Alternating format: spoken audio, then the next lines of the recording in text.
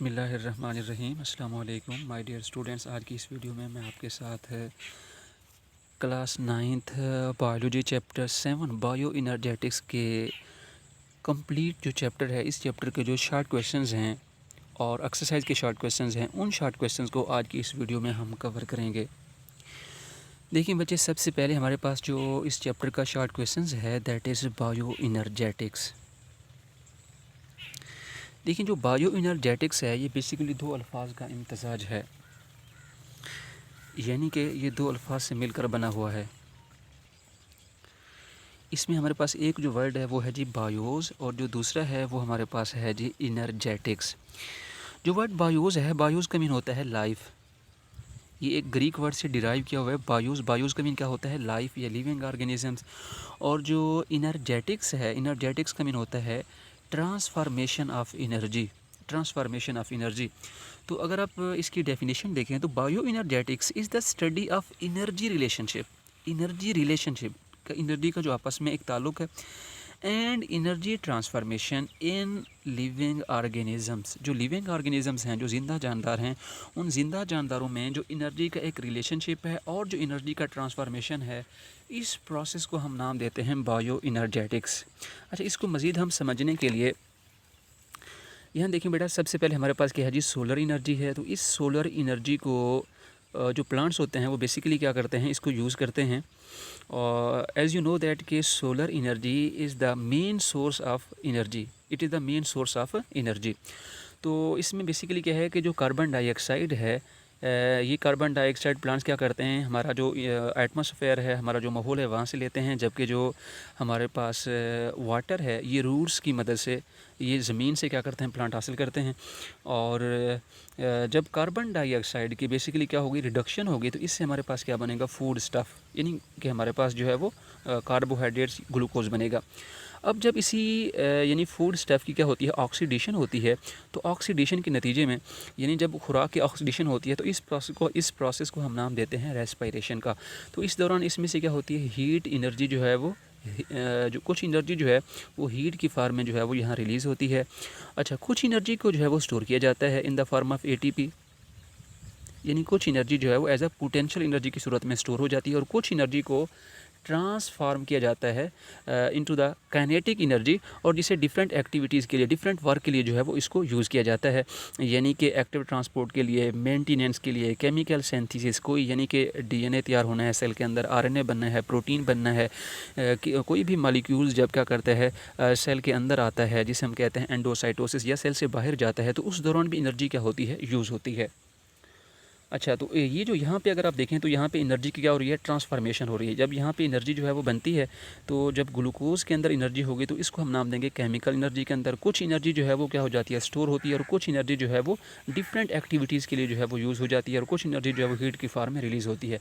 तो अब ये जो प्लांट्स हैं ये बेसिकली क्या है, लिविंग ऑर्गेनिज्म है। तो लिविंग ऑर्गेनिज्म के अंदर जो एनर्जी की ट्रांसफॉर्मेशन है, इस प्रोसेस को हम नाम देते हैं किसका, बायो इनर्जेटिक्स का। इसके बाद हम नेक्स्ट जो सेकंड हमारे पास शॉर्ट क्वेश्चन है उसकी तरफ चलते हैं। तो हमारे पास जो सेकंड शॉर्ट क्वेश्चन है बेटा, वो ये है जी, what is oxidation reduction reaction. What is oxidation reduction reaction. अच्छा, आपने शॉर्ट क्वेश्चन इसको यहाँ से स्टार्ट करना है। फॉर ऑल लाइफ प्रोसेस, जितने भी लाइफ प्रोसेस होते हैं, यानी कि चाहे वो ग्रोथ हो, और चाहे वो मूवमेंट हो, चाहे वो रिप्रोडक्शन हो, चाहे वो सेल डिवीजन हो, कोई भी जो हमारे पास क्या होते हैं, लाइफ प्रोसेस होते हैं, उन तमाम लाइफ प्रोसेस को जो है वो डिराइव करने के लिए हमें डायरेक्ट सोर्स ऑफ एनर्जी की ज़रूरत होती है। तो for all life process oxidation reduction reaction, जिसका जो शॉर्ट नेम है वो है जी redox reactions, are the direct source of energy. These are the direct source of energy. तो रिडॉक्स रिएक्शन में बेसिकली क्या होता है, it involve the exchange of electron between the atoms. Atoms के दरमियान जो इलेक्ट्रॉन का तबादला है, इसे हम नाम देते हैं रिडॉक्स रिएक्शन। इसमें आपके पास एक atom, the loss of electron from an atom, it is called as oxidation. इसमें एक एटम क्या करता है, इलेक्ट्रॉन को जो है वो लूज़ करता है, उसे हम कहते हैं ऑक्सीडेशन। और जो एटम इलेक्ट्रॉन को गेन करता है, हासिल करता है, उसे हम नाम देते हैं रिडक्शन का। तो इसमें अगर आप देखें डायग्राम में, तो हमारे पास फॉर एग्जांपल एक एटम ए है और एक एटम क्या है, बी है। है तो ए एटम क्या करता है, 2 इलेक्ट्रॉन यानी कि इलेक्ट्रॉन जो है वो लूज़ करता है। जब ये इलेक्ट्रॉन क्या करेगा, लूज़ करेगा, तो इसको हम नाम देंगे ऑक्सीडेशन। तो ए एटम क्या हुआ है जी, ऑक्सीडाइज्ड हो चुका है। जो बी एटम है इसने क्या किया, इसने इलेक्ट्रॉन को जो है वो गेन किया है। तो अब ये जो इलेक्ट्रॉन जो क्या करता है, यानी कि वो एटम जो इलेक्ट्रॉन क्या करता है, गेन करता है, वो एटम जो इलेक्ट्रॉन को गेन करता है उसको हम नाम देते हैं रिडक्शन का। तो इसमें आपने ये जो डायग्राम है ये भी आपने बनानी है कि ए एटम जो है ये इलेक्ट्रॉन लूज़ करता है और जो बी है ये क्या करता है, गेन करता है। तो ये क्या हो जाएगा, ऑक्सीडाइज्ड, और ये हो जाएगा हमारे पास रिड्यूस्ड। तो इस प्रोसेस को हम नाम देते हैं रिडॉक्स रिएक्शन का, जिसमें एक एटम इलेक्ट्रॉन क्या करता है, लूज़ करता है, दूसरा एटम क्या करता है, इलेक्ट्रॉन जो है वो गेन करता है। अच्छा, इसमें आपने क्या करना है, यहाँ से लेकर यहाँ तक पैराग्राफ करना है। इसके बाद आपने इसमें एक और पॉइंट ऐड करना है, when a molecule loses a hydrogen atom. जब कोई मॉलिक्यूल क्या करता है, हाइड्रोजन एटम को लूज़ करता है, तो हम जानते हैं कि हाइड्रोजन के पास एक ही इलेक्ट्रॉन और एक ही प्रोटॉन होता है, तो it actually loses an electron, it is called as oxidation. Similarly, when a molecule gains hydrogen atom, it actually gains an electron. It is called as reduction. तो ये आपका सेकंड जो है वो शॉर्ट क्वेश्चंस हो जाएगा। अब हम चलते हैं थर्ड शॉर्ट क्वेश्चंस की तरफ। जो थर्ड शॉर्ट क्वेश्चंस है बेटा वो हमारे पास है जी ATP। ATP जिसे हम कहते हैं जी the cell's energy currency, the cell's energy currency, यानी ये एक सेल्स की क्या है, एनर्जी करेंसी है। यानी सेल्स ने कोई भी काम करना है, सेल का कोई भी काम होगा, चाहे वो RNA की सिंथेसिस हो, DNA की सिंथेसिस हो, इसी तरीके से मूवमेंट हो किसी चीज़ की सेल के अंदर या सेल के बाहर, या नर्व इम्पल्स की ट्रांसमिशन हो, एक्टिव ट्रांसपोर्ट हो, एंडोसाइटोसिस हो, एक्सोसाइटोसिस हो, तो इन तमाम प्रोसेस के लिए सेल्स को क्या चाहिए होती है, सेल्स को जो है वो एनर्जी चाहिए होती है। तो वो जो एनर्जी है उस एनर्जी को हम नाम देंगे ATP का। तो वो जो सेल्स एनर्जी जो है वो बेसिकली प्रोवाइड की जाती है वो हमारे पास है जी ATP। तो what is ATP? ATP the cell's energy currency, the major energy currency of all cells, यानी कि हमारी बॉडी में जितने भी टाइप के सेल्स होते हैं उन तमाम सेल्स के लिए हमारे पास जो है वो तमाम सेल्स के लिए एनर्जी की ज़रूरत होती है। और वो जो हमारे पास एनर्जी है वो हमारे पास एनर्जी है जी जो प्रोवाइड होगी वो कहाँ से होगी, वो होगी फ्रॉम द ATP। अच्छा, हमने यहाँ पे एक साइड बॉक्स पढ़ा था कि ह्यूमन बॉडी में, ये हम बात कर रहे हैं ह्यूमन बॉडी की, तो human body is made up of about 200 types of cells, about 200 यानी कि 200 टाइप्स के जो है हमारे जिस्म के अंदर सेल्स पाए जाते हैं। तो ये आपने MCQs के हवाले से जो है ना वो याद रखना है।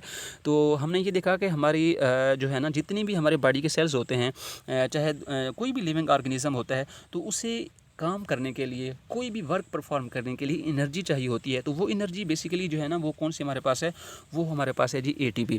तो it is the main energy source of majority of the cellular function, चाहे क्या हो, synthesis of macro molecule, DNA की तैयारी हो, RNA की हो, प्रोटीन्स की हो, इसी तरीके से मूवमेंट हो, ट्रांसमिशन ऑफ नर्व इम्पल्स हो, active transport, exocytosis and endocytosis. तो इन तमाम प्रोसेस के लिए क्या चाहिए होती है, हमें ATP चाहिए। तो इसको आपने यहाँ से लेकर यहाँ तक करना है।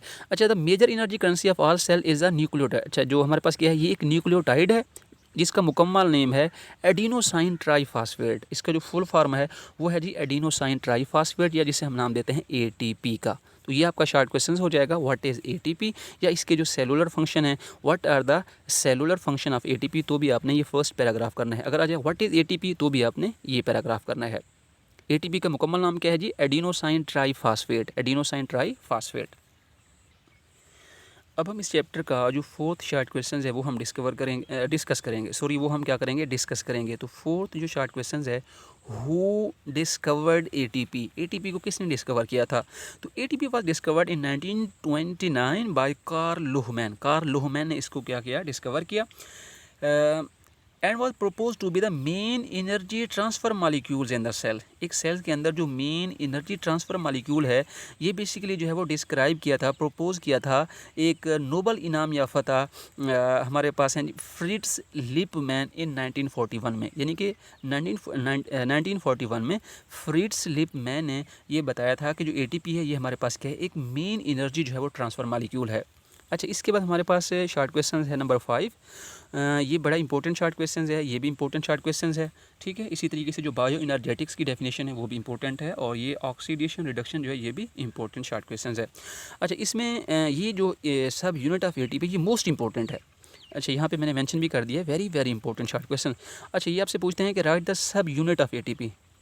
तो ईच एटीपी मॉलिक्यूल हैज़ 3 सब यूनिट। एक हमारे पास है जी एडिनिन। एडिनिन क्या है? एक डबल रिंग। इसमें कितनी रिंग हैं जी? 2 रिंग्स हैं। एक रिंग ये है, दूसरा रिंग ये है। तो ये क्या है जी? डबल रिंग नाइट्रोजनस बेस है। अच्छा, इसके बाद हमारे पास क्या है? एक राइबोज है, जो कि एक हमारे पास है 5 कार्बन शुगर। इसमें 5 कार्बन है, 1 2 3 4 और 5। अच्छा, इसके बाद जो तीसरा हमारे पास इसका जो है वो सब यूनिट है, वो है जी 3 phosphate groups. 3 phosphate group in the linear chain. तो हमारे पास 1 मोनो, डाई और tri. Mono, di and tri. तो ये हमारे पास जो है वो 3 के हैं, फास्फेट हैं, जो कि लीनियर चेन में हैं। तो ये हमारे पास है जी एडिनोसाइन ट्राई फास्फेट। ठीक है। अगर एक होगा तो उसको हम नाम देंगे एडिनोसिन मोनोफॉस्फेट। अगर 2 होंगे तो उसको हम नाम देंगे adenosine diphosphate.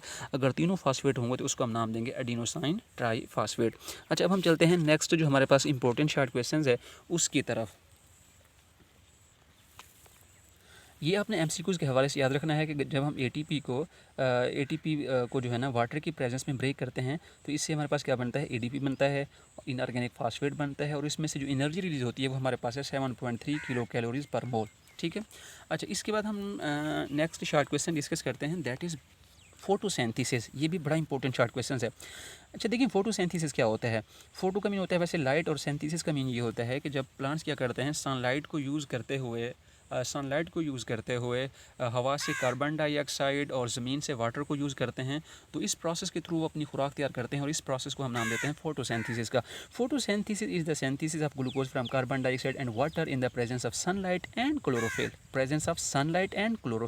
With oxygen as a by product. तो इस प्रोसेस को हम कहते हैं फोटोसिंथेसिस, जिसमें प्लांट क्या करते हैं? ग्लूकोज को तैयार करते हैं। कहाँ से? कार्बन डाइऑक्साइड से, वाटर से, सनलाइट और क्लोरोफिल की प्रेजेंस में, जिसमें ऑक्सीजन जो है वो एज अ बाई प्रोडक्ट बनता है। और जो फोटोसिंथेसिस है, it is an anabolic process. तो ये भी एमसीक्यूज़ के हवाले से इंपॉर्टेंट है। It is an important component of bioenergetics का ये बड़ा इंपॉर्टेंट जो है वो कंपोनेंट है इन द लिविंग सिस्टम। देखिए, अगर इसको आप शार्ट करना चाहें तो इसको आप यहाँ से लेकर यहाँ तक कर लें। इसको मज़ीद आप डिस्क्राइब करना चाहें तो आप इसको यहाँ से लेकर यहाँ तक कर लें। अच्छा, इसमें जो इंपॉर्टेंट चीज़ है वो ये है कि आपने इसके साथ इक्वेशन जो है वो डिस्क्राइब करनी है। तो simple general equation for photosynthesis is as, हमारे पास क्या जी? कार्बन डाइऑक्साइड है, इसके बाद हमारे पास क्या है? वाटर है, और प्लस क्या है जी? लाइट एनर्जी और क्लोरोफिल। तो इससे क्या बनता है? ग्लूकोज बनता है, oxygen as a by product है, और इसमें से जो है वाटर क्या होता है? रिलीज़ होता है। तो ये आपने इक्वेशन भी इसमें डिस्क्राइब करनी है। तो प्लांट्स जो है ना, अब हम देखेंगे कि ये हमारे पास वाटर है और कार्बन डाइऑक्साइड है, ये प्लांट कहाँ से जो है वो इनटेक करते हैं। तो वाटर और कार्बन डाइऑक्साइड जो है ये प्लांट फोटोसिंथेसिस के लिए जो है वो रॉ मटेरियल होते हैं। तो इसीलिए हम इसमें ये देखेंगे कि हमारे पास जो वाटर है ये बेसिकली सॉइल में प्रेजेंट होता है। तो प्लांट्स क्या करते हैं कि रूट हेयर्स की मदद से ये जो वाटर है ऑस्मोसिस के थ्रू जो है रूट हेयर्स में आता है, रूट हेयर से रूट में आता है, और रूट से जाइलम टिश्यू जो है इसको ट्रांसपोर्ट करते हैं। स्टेम से जो है ना ये जाता है लीव्स के अंदर। इसके बाद हम देखते हैं कि हमारे जो एयर है उसमें क्या है जी? कार्बन डाइऑक्साइड है। तो वो एयर बेसिकली क्या होती है कि जो प्लांट्स होते हैं उनके पास टाइनी पोर्स होते हैं, जिन्हें हम नाम देते हैं स्टोमेटा का। तो उन स्टोमेटा के थ्रू जो एयर है वो जो लीव्स होते हैं उनके जो मेसोफिल सेल्स हैं वहाँ आती है। This air carries carbon dioxide. इस एयर के पास क्या होती है? कार्बन डाइऑक्साइड होती है, जो कि अब्जॉर्ब होती है in the thin layer of water surrounding mesophyll cells में। और मेसोफिल सेल्स वहाँ से यहाँ से क्या होता है? फ्रॉम एयर, यहाँ से इस कार्बन डाइऑक्साइड को डिफ्यूज़ कर लिया जाता है into the mesophyll cells. Mesophyll cells वो सेल्स होते हैं जो कि लीव्स के अंदर जो है वो प्रेजेंट होते हैं। तो ये शॉर्ट क्वेश्चंस भी आपने देख लेना है।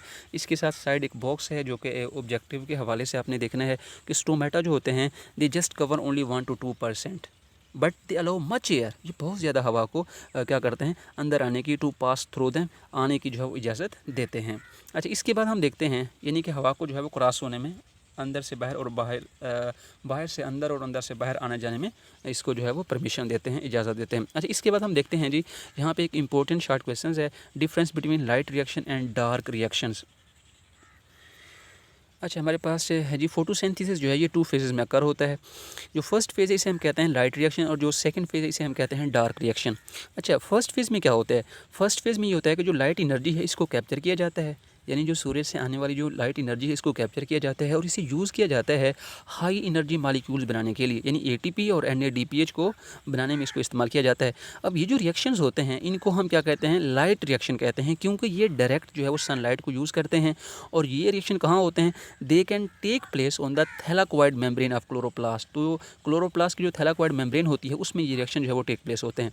Second, on the other hand जो सेकेंड फेज़ है उस सेकेंड फेज़ को हम नाम देते हैं डार्क रिएक्शन का। तो डार्क रिएक्शन में क्या होता है कि जो कार्बन डाइऑक्साइड है इसकी जो है वो रिडक्शन होती है, इससे क्या बनता है, ग्लूकोज बनता है। और इस फेज़ के अंदर जो ATP है और NADPH है इसको यूटिलाइज़ किया जाता है, इसमें जो है ना ये बनते हैं और इसमें क्या होते हैं, यूटिलाइज़ होते हैं। अच्छा, अब इन रिएक्शन को हम डार्क रिएक्शन क्यों कहते हैं? These reaction do not use light directly, therefore they are called dark reaction. अब ये डार्क रिएक्शन कहाँ होते हैं? They can take place in the stroma of chloroplast. तो ये क्लोरोप्लास्ट के स्ट्रोमा में होते हैं और ये जो है ये क्लोरोप्लास्ट के थैलाकोइड मेम्ब्रेन्स में होते हैं। तो ये आपने डिफरेंस करना है। ये देखें आपके सामने एक डायग्राम है, इसमें सबसे पहले हमारे पास जो है ना वाटर है, यहाँ से सनलाइट आ रही है, तो ये जो थैलाकोइड मेम्ब्रेन है इसमें से ऑक्सीजन क्या होता है, रिलीज़ होती है, इससे क्या बनता है ATP और NADPH। और ATP और NADPH को यहाँ यूटिलाइज़ किया जाता है डार्क रिएक्शन के अंदर, जिसमें कार्बन डाइऑक्साइड भी यूज़ होती है, इसकी रिडक्शन होती है, इससे ग्लूकोज बनता है और इससे हमारे पास बनता है NADP प्लस और बनता है जी हमारे पास ADP प्लस जो है ना वो फास्फेट P। अच्छा, इसके बाद ये जो है ना साइकिल दोबारा क्या हो जाता है, इसी तरीके से जो है वो चलता रहता है। अब हम यहाँ पे एक साइड बॉक्स है तो शॉर्ट क्वेश्चन के लिहाज से देख लेते हैं। ये हमारे पास है जी व्हाट इज़ NAD। NAD क्या है जी, निकोटीन अमाइड एडिनिन डाइन्यूक्लियोटाइड, जो कि एक कोएंजाइम है और ये क्या करता है, बेसिकली टेक करता है इलेक्ट्रॉन और हाइड्रोजन आइंस को और इसकी रिडक्शन होती है, जिससे क्या बनता है, NADH बनता है। तो one form of this coenzyme also carry, ये क्या करता है, फास्फेट को लेता है, जिसको हम नाम देते हैं NADP प्लस। अच्छा, नेक्स्ट हमारे पास यहाँ पे एक शॉर्ट क्वेश्चन है, फोटोलाइसिस। फोटो का मीन होता है जी लाइट, और लाइसिस का मीन होता है ब्रेक डाउन। जब हम वाटर के मॉलिक्यूल को लाइट की प्रेजेंस में ब्रेक करते हैं तो उस प्रोसेस को हम नाम देते हैं फोटोलाइसिस का। यानी जो H2O होता है, H2O को जब हम क्या करते हैं, सनलाइट की प्रेजेंस में ब्रेक करते हैं ना, तो इस प्रोसेस को हम नाम देते हैं किसका, इसको हम नाम देते हैं फोटोलाइसिस का।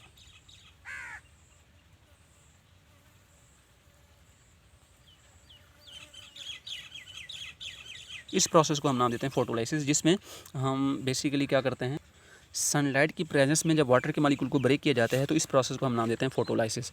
अच्छा, नेक्स्ट हमारे पास जो शॉर्ट क्वेश्चंस है कि जो लाइट रिएक्शन है इसको हम जी स्कीम का नाम क्यों देते हैं। The whole series of a light reaction is called Z scheme due to its Z shape flow chart. इसकी जो बेसिकली शक्ल है वो Z शेप है, जिसकी वजह से जो है ना इसको हम नाम देते हैं जी स्कीम जो है फ्लो चार्ट का। नेक्स्ट हमारे पास है जी मेल्विन कैल्विन। अब वो कहते हैं जी the detail of dark reaction were discovered by Melvin Calvin and his colleagues. Melvin Calvin और इनके साथियों ने at the university of California the summary of the events of dark reaction. तो इस डार्क रिएक्शन की जो समरी के events हैं they are also known as Calvin cycle.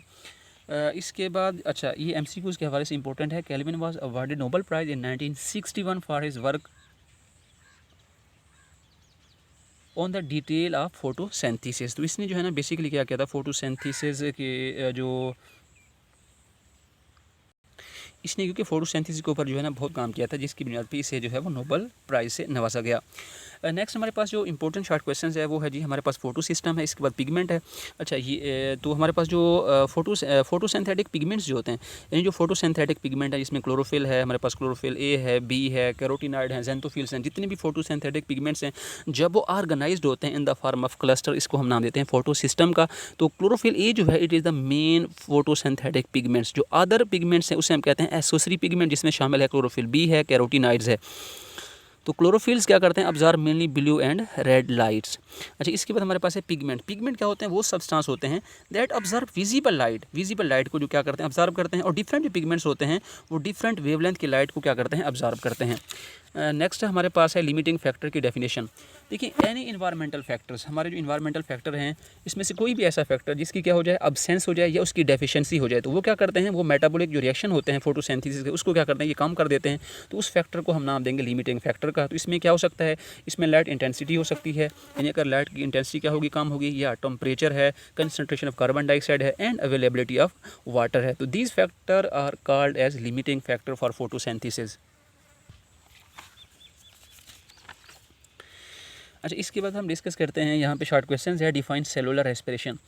अच्छा, during cellular respiration the CH bond in food are broken down by oxidation reduction reaction and carbon dioxide and water are also produce.